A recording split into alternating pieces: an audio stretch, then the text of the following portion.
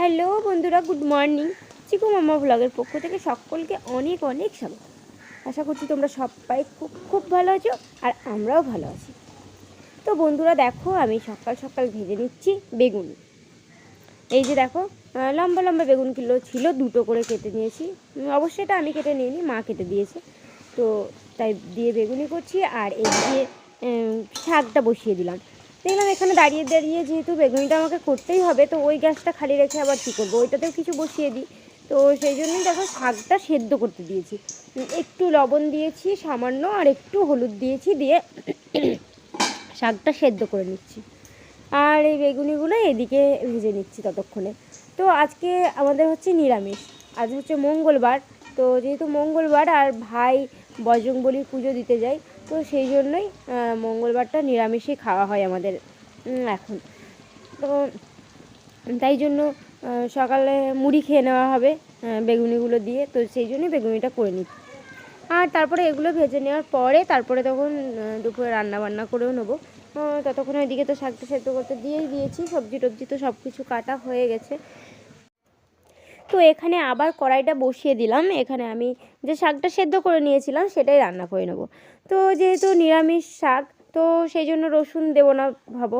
তো সেই জন্য দেখো একটু বড়ি দিয়ে দিচ্ছি। রসুন দিলেও বড়িটা দেওয়া যায়, কিন্তু আজকে একটু মানে দিচ্ছি ওই মানে রসুন দেবো না বলে আজকে বেশি করে দিলাম। তো দু তিনটে বড়ি একটু ভেঙে নিয়েছি, দিয়ে তেলের মধ্যে দিয়ে দিলাম বড়িটা। আর তারপরে শুকনো লঙ্কা দিয়ে দিলাম, আর একটুখানি পাঁচফোড়ন দিয়ে দেবো অল্প করে। এটা আবার মুখে পড়লে সবাই খারাপ বলে, তো সেই জন্যই তো দিয়ে এটা দিয়েই শাকটা করে নেবো। তাছাড়া রসুনটা দিয়ে শাকটা করি, রসুনের গন্ধটা যেটা আসে শাকে, সেই গন্ধটা কিন্তু খুব ভালো লাগে শাকের মধ্যে।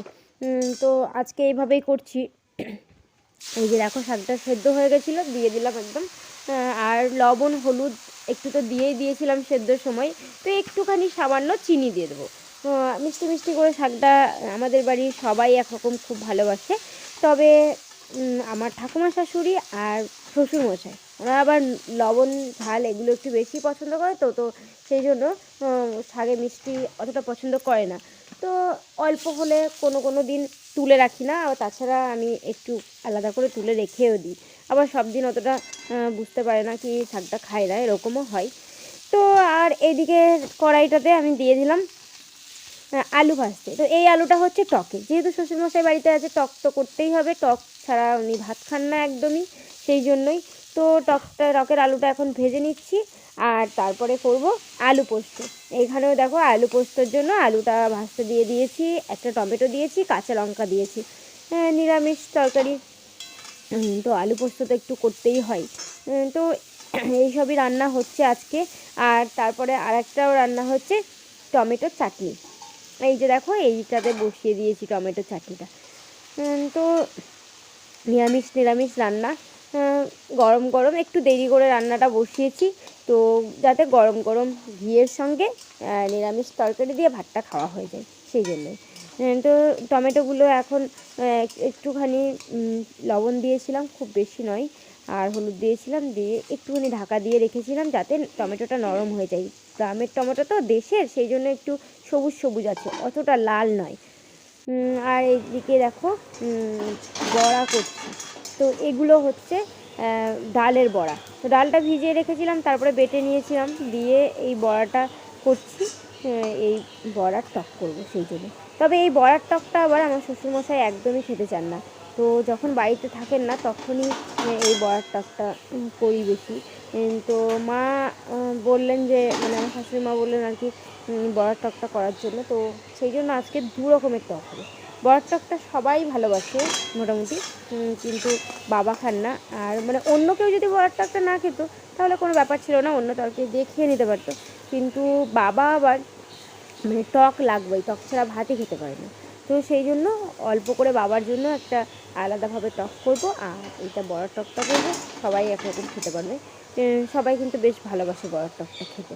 আর এই যে দেখো বাবার জন্য শুধু আলু দিয়ে টক হচ্ছে, নিরামিষ টক তো শুধু আলু দিয়ে এই হচ্ছে। আর একসঙ্গে আলুটা সেদ্ধ করে নিয়েছিলাম, তো একটু টমেটোকে গলিয়ে ওর মধ্যে একটু আলু দিয়ে দিয়েছি, দিয়ে বাবার জন্য আলাদা একটা টক হয়ে গেল, ওইটা মিষ্টি করে নিল।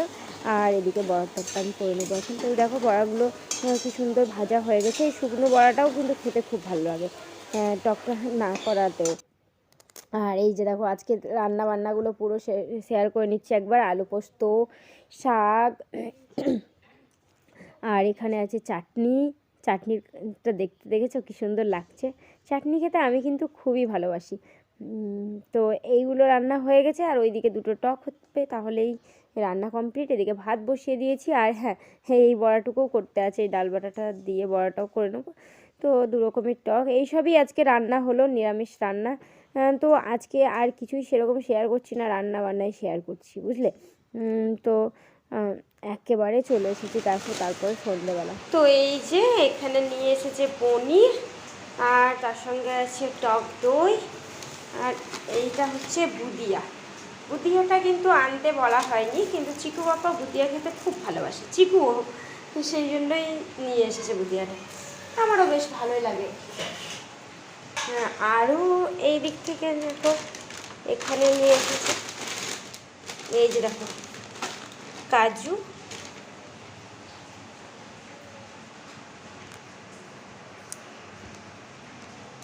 আর এই হচ্ছে চার মগজ 50 গ্রাম,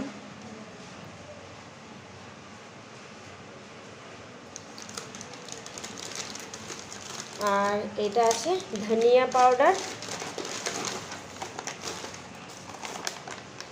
আর এটা স্পাইসি লাইম ফ্লেভার, কি এটা টং জার্জেন চকলেট, যা হোক একটা কিছু, জানি না আসলে এটা কি। তো এই জিনিসগুলোই এখন নিয়ে এলো।